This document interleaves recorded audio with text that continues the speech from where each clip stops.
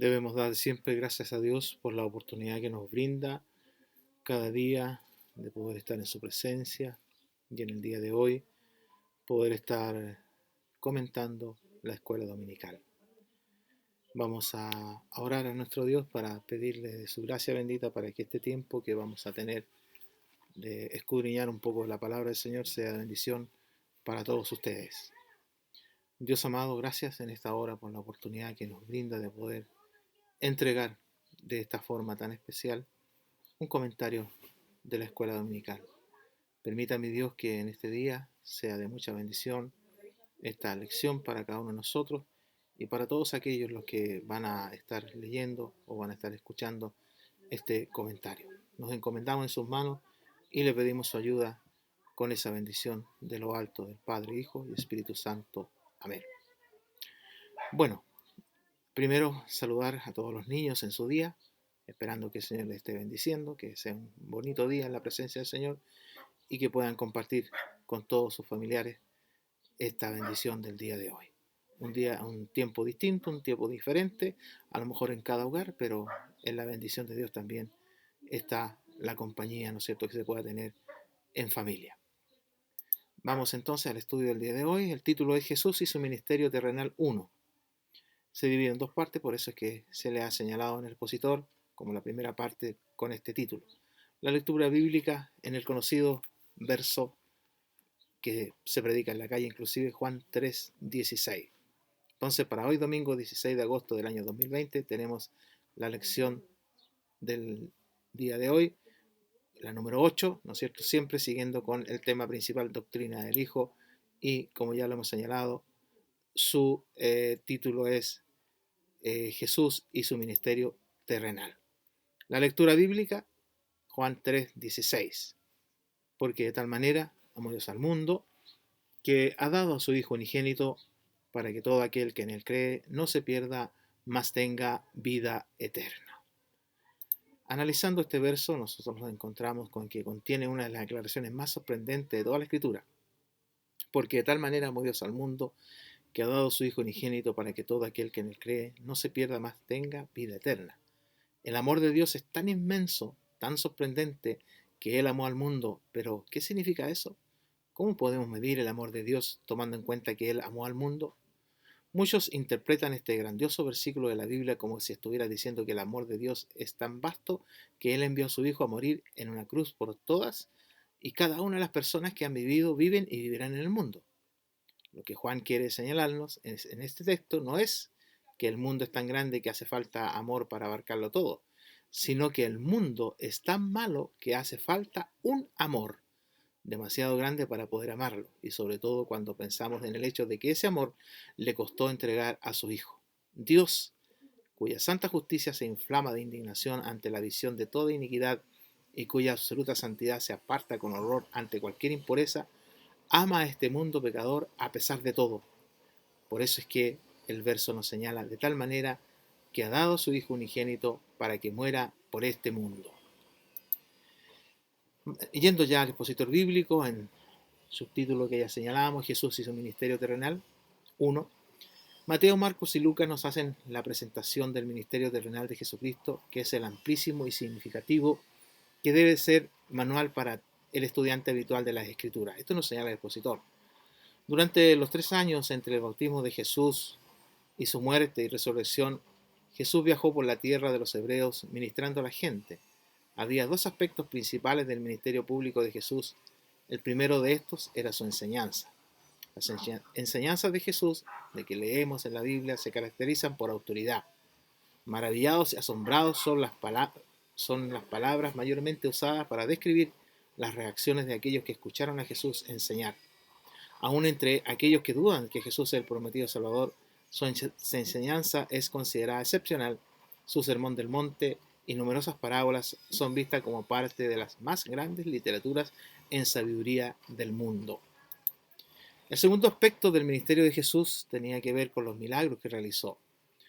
Definamos algunos términos. La moderna palabra, milagro, es derivada de la palabra en latín miraculum, que significa una maravilla o algo maravilloso. En la Biblia hay cuatro palabras, dos en hebreo y dos en griego, que se traducen con la palabra milagro. En cada caso, estas palabras describen una intervención de Dios en la cual el curso ordinario de la naturaleza es anulado, suspendido o modificado. En término bíblico, milagro significa mucho más que una raíz en latín. Note que el uso bíblico de la palabra no se refiere simplemente a que Dios se involucre en los asuntos del hombre. Dios hace innumerables cosas por nosotros a diario, pero Él no necesariamente quebranta las leyes de la naturaleza para hacerlas. No obstante, si usted tuviera una enfermedad terminal un día y al día siguiente ya no la tuviera, eso sería completamente contrario a las leyes de la naturaleza. Un milagro desafía la explicación natural porque desafía las leyes naturales. Y Jesús fue, ¿no es cierto?, el que llevó adelante esta acción. La visión tripartita de los escritores, nos referimos a Mateo, Marcos y Lucas, pueden ser presentados en cuanto a una relación que usted encuentra en los tres evangelios, en un orden más o menos que el expositor lo da, ¿no es cierto?, y en el cual hay algunas citas que usted puede ir viendo. Habla del nacimiento y circuncisión, el viaje a Egipto, la visita del templo, el bautismo, se da la referencia a Mateo 3:16, la tentación, Mateo 4:1, primer milagro en Canaán, Juan 2:7 al 9, la primera purificación del templo, Juan 2:15, la conversión con Nicodemo, Juan 3:1 al 21, la conversación con Nicodemo y la conversación con la mujer samaritana. Uno está en Juan 3 y el otro está en Juan 4, específicamente el de la mujer samaritana en Juan 4, 1 al 42. Vamos a leer, ¿no es cierto?, solamente de aquí, de esta referencia, una de ellas. Vamos a tomar Mateo 3, 16, ¿no es cierto?, y leemos allí que dice: y Jesús, después que fue bautizado, subió luego del agua, y aquí los cielos le fueron abiertos, y vio al Espíritu de Dios que descendía como paloma y venía sobre él. ¿Por qué tomamos este verso? Porque va a tomar una relevancia importante más adelante dentro del estudio que tenemos en el día de hoy. Seguimos en esa relación de los evangelios, ¿no es cierto? El sermón sobre Isaías en Nazaret, Lucas 4, 16 al 30, la elección de los 12, Mateo 10, 2 al 4, el sermón del monte, Mateo 5, verso 7, la parábola del sembrador, Mateo 13, la alimentación de los 5.000, Juan 6, 1 al 18, la caminata sobre el agua, Juan 6, verso 19, el perdón a una mujer adúltera, Juan 8, 1 al 11, la curación de un hombre que es nacido ciego, Juan 9, 1 al 38, el sermón sobre el buen pastor, Juan 10, 1 al 18, la confesión de Pedro, Mateo 16, verso 16. El apóstol Juan en su evangelio nos da la interpretación de su vida. El día de hoy la lección tiene una gran cantidad de referencias y, por cierto, en honor al tiempo que podemos ocupar en este comentario, no las vamos a leer todas, sino que las citamos para que usted en su momento también y en su oportunidad pueda revisarlas y leerlas, y vamos a tener, ¿no es cierto?, la oportunidad de poder ir escudriñando la palabra del Señor. Igual que la lámina anterior, vamos a tomar, ¿no es cierto?, de estas referencias, solamente una de ellas, y nos referimos a Juan 6, verso 19, en la cual nos encontramos con lo que es la caminata sobre el agua. Y dice: cuando habían remado como 25 o 30 estadios, vieron a Jesús que andaba sobre el mar y se acercaba a la barca y tuvieron miedo. Allí una expresión, ¿no es cierto?, dentro de lo que era su ministerio terrenal, una expresión maravillosa de su presencia y su compañía. Bueno, vamos al texto para memorizar. Yo le invito a que usted lo pueda buscar. Juan 8, verso 18. Y lo leemos y lo decimos en el nombre del Señor, todos juntos, a modo de memorizarlo, ¿no es cierto? Yo le invito a que usted lo pueda tener a mano, y si gusta lo puede leer aquí también en la pantalla, y lo decimos juntos en el nombre del Señor. Yo soy el que doy testimonio de mí mismo, y el Padre que me envió da testimonio de mí. Amén. Juan capítulo 8, versículo 18. En relación a este verso podemos comentar Quizás la razón por la que en este momento hizo tal afirmación debamos buscarla en que en los días anteriores había ocurrido en el templo durante la fiesta de los tabernáculos.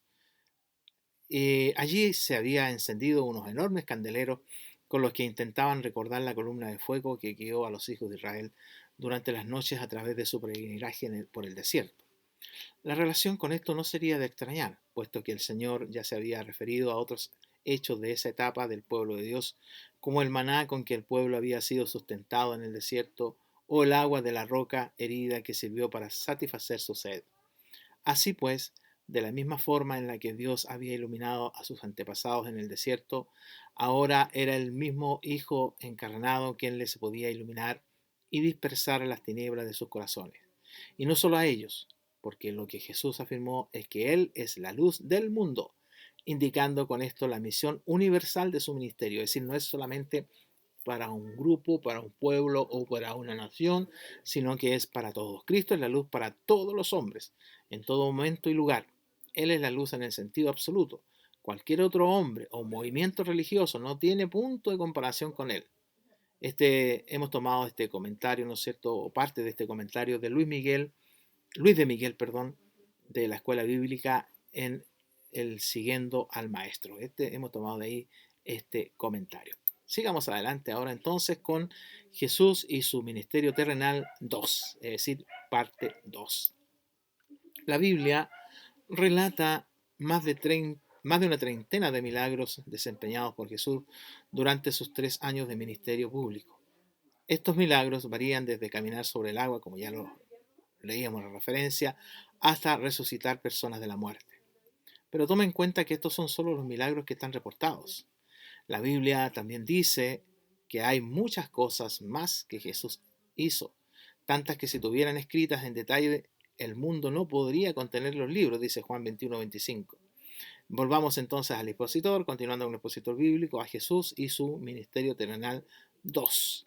Y nuevamente tenemos una gran cantidad de referencias donde Mateo, Marcos y Lucas hablan en relación a esta realidad o a este proceso o a este derrotero del ministerio de Jesús en la tierra. La transfiguración, Mateo 17, 1 al 23, la parábola del buen pastor, del buen samaritano, perdón, Lucas 10, 25 al 37, la parábola del rico insensato, Lucas 12, 16 al 21, la parábola del hijo pródigo, Lucas 15, 1 al 32, la resurrección de Lázaro, Juan 11, 1 al 44, la conversación con el joven rico, Mateo 19, 16 al 26, la conversación con Zaqueo, Lucas 10, 1 al 10, Lucas 19, perdón, 1 al 10, el ungimiento por María de Betania.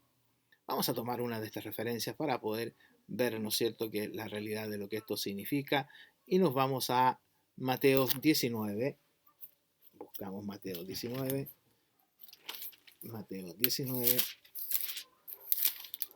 1 al 10, para que usted, ¿no es cierto?, es una parte muy importante que ciertamente tenemos nosotros en esta relación, en la cual, ¿no es cierto?, no es Mateo, es Lucas, me equivoqué, Lucas 19. Vamos a ver, si lo encontramos rápidamente. Aquí está, sí, ahora sí, Lucas 19, 1 al 10. Dice, habiendo entrado Jesús en Jericó, iba pasando por la ciudad, y sucedió que un varón llamado Zaqueo, que era jefe de los publicanos y rico, procuraba ver quién era Jesús, pero no podía a causa de la multitud, pues era pequeño de estatura. Y corriendo delante, subió un árbol sicomoro para verle, porque había de pasar por allí. Cuando Jesús llegó a aquel lugar, mirando hacia arriba, le vio y le dijo, Zaqueo, date prisa, desciende, porque hoy es necesario que pose yo en tu casa. Entonces él descendió a prisa y le recibió gozoso. Al ver esto, todos murmuraban, diciendo que había entrado a posar con un hombre pecador. Entonces Zaqueo, puesto en pie, dijo al Señor, He aquí, Señor, la mitad de mis bienes doy a los pobres, y si en algo he defraudado a alguno, se lo devuelvo cuadruplicado. Jesús le dijo, Hoy ha venido la salvación a esta casa, por cuanto él también es hijo de Abraham, porque el Hijo del Hombre vino a buscar y a salvar lo que se había perdido. Entonces, una demostración clara, una vez más, de Jesús y su ministerio terrenal en un aspecto bien interesante, estando allí en conversación con Zaqueo. Luego seguimos más adelante y nos encontramos con la entrada triunfal en Jerusalén, Mateo 21, la maldición de la higuera también en Mateo 21, la acusación de los líderes de Israel, Mateo 23, el llanto por Jerusalén, Mateo 21, 9 al 11, el discurso en el Monte de los Olivos, Lucas 22, la última cena, Juan 13, 2 al 20, el Getsemaní, Juan 18, 1 al 11, juicio y condenación por Pilato, Juan 19, 1 al 16. Vamos a tomar también Lucas 22, ¿no es cierto? Lucas 22, si no me equivoco, 39 al 46. Un momento muy especial. El momento muy importante. Lucas 22, dijimos, 39 al 46. Allí esta referencia corresponde al Getsemaní. La verdad es que ahí está mal consignada en la lámina, pero la referencia de Lucas 22, 39 al 46 se refiere al Getsemaní, es decir, está cambiado ahí la expresión. Veamos entonces Lucas 22, 39 al 46, el Getsemaní. Y saliendo se fue, como solía, al monte de los olivos, y sus discípulos también le siguieron. Cuando llegó a aquel lugar, les dijo: orad que no entréis en tentación. Y él se apartó de ellos a distancia, como de un tiro de piedra, y puesto de rodillas oró, diciendo: Padre, si quieres pasa de mí esta copa, pero no se haga mi voluntad sino la tuya. Y se le apareció un ángel del cielo para fortalecerle. Y estando en agonía, oraba más intensamente, y era su sudor como grandes gotas de sangre que caían hasta la tierra. Cuando se levantó de la oración y vino a sus discípulos, les halló durmiendo a causa de la tristeza. Y les dijo: ¿por qué dormís? Levantaos y orad para que no entréis en tentación. Eso corresponde a Getsemaní. Allí está consignado Juan 18, pero corresponde a otra cita, ¿no es cierto? Pero bueno, esperamos que el Señor con su gracia bendita nos ayude para poder ir entendiendo su palabra y también para que usted pueda comprender especialmente la bendición de parte de Dios. Vamos al otro subtítulo: Ministerio del Padre y del Espíritu Santo en la vida de Cristo. Acá ciertamente es algo importante y especial, porque acá vemos las acciones que realizó Jesús ya en la parte ministerial propiamente tal. Y nos encontramos con una acción muy especial. El Padre envió a su Hijo, puso su sello en él, enseñó a su Hijo, le ungió, Isaías 61:1. El Padre glorificó a su Hijo, Juan 8:54. Veamos al tiro esa referencia, a ver si Mateo, Marcos, Lucas, Juan 8:54. Vamos a ver esta referencia.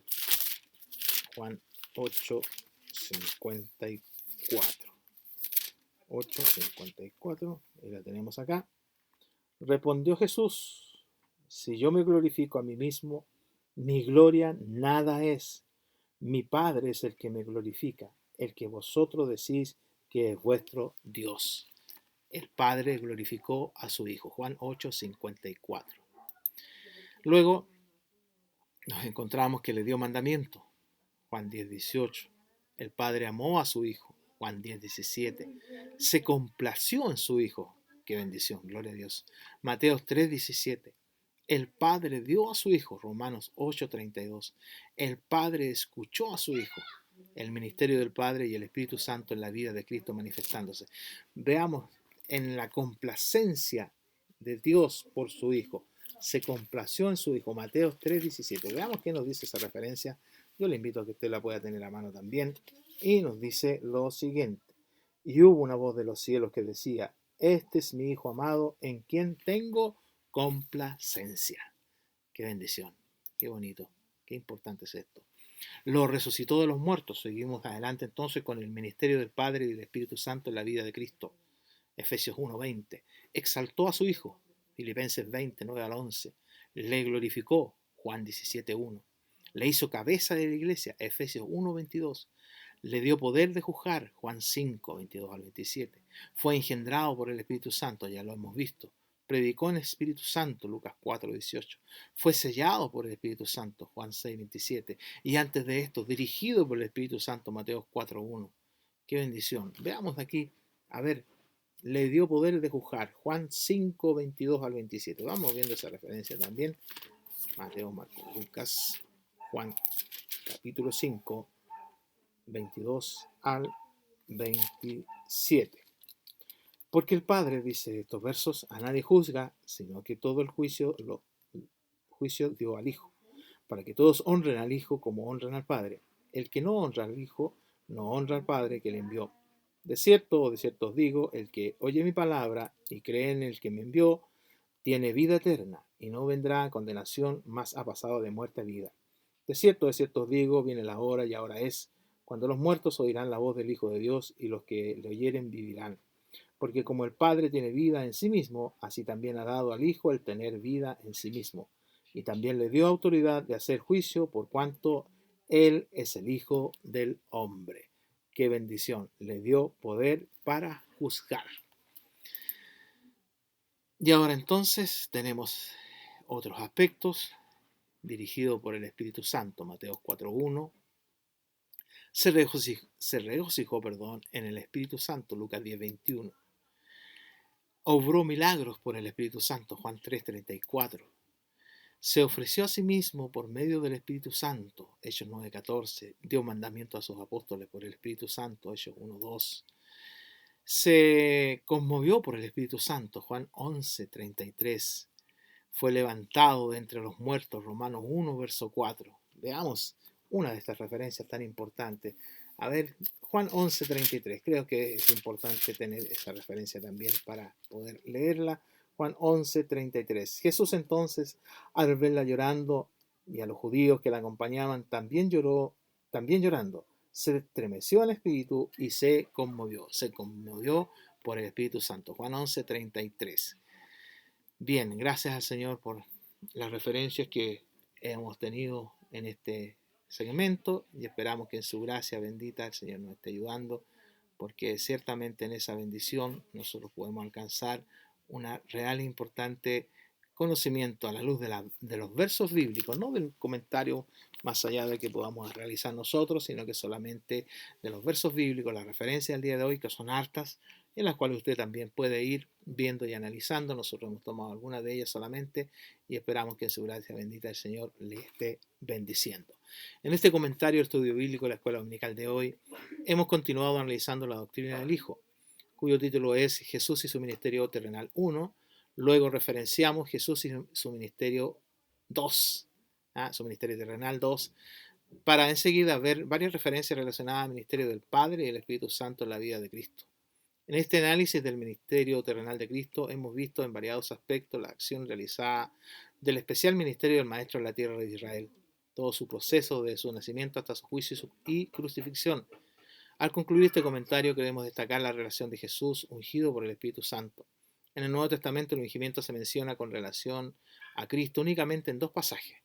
Lucas 4.18 dice: el Espíritu del Señor está sobre mí, Espíritu Santo por cierto, por cuanto me ha ungido para dar buenas nuevas a los pobres, me ha enviado a sanar a los quebrantados de corazón, a pregonar libertad a los cautivos, y vista a los ciegos, y poner en libertad a los oprimidos. Y también Hechos 4.27 dice: porque verdaderamente se unieron en esta ciudad contra tu santo Hijo Jesús, a quien ungiste, Herodes y Poncio Pilato, con los gentiles y el pueblo de Israel. Como Dios ungió con el Espíritu Santo y con poder a Jesús de Nazaret, y como éste anduvo haciendo bienes y sanando a todos los oprimidos por el diablo, porque Dios estaba con él. Esta es una referencia, ¿no es cierto?, de esta expresión maravillosa del momento en que Cristo estuvo allí realizando su ministerio. Hebreo 1.9 nos dice: has amado a la justicia y aborrecido la maldad, por lo cual te ungió Dios, el Dios tuyo, con óleo de alegría más que a tus compañeros. Es decir, el ungimiento de Jesús ocurrió probablemente en el momento de su bautismo. Aunque ungimiento y bautismo no son sinónimos, es decir, no es lo mismo. Tampoco es lo mismo que la plenitud del Espíritu, cosa que Cristo conoció desde el momento del nacimiento. Pero el ungimiento marcó una etapa en su ministerio, etapa en la que el poder del Espíritu se hizo públicamente manifiesto a través de él.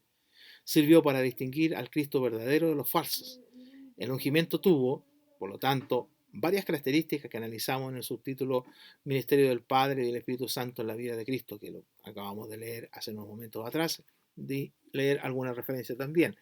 Usted puede ver a través de las referencias allí señaladas e indicadas más detalles en relación a la vida de Cristo y el ministerio terrenal que Él cumplió. Nos alegramos y damos gracias a Dios por esta bendición que nos ha brindado el día de hoy de poder estar analizando en parte esta escuela dominical para hoy domingo 16 de agosto del año 2020. Muchas gracias por estar en sintonía, muchas gracias por participar en este estudio, que el Señor les bendiga y nos vemos o nos escuchamos en una próxima oportunidad. Amén.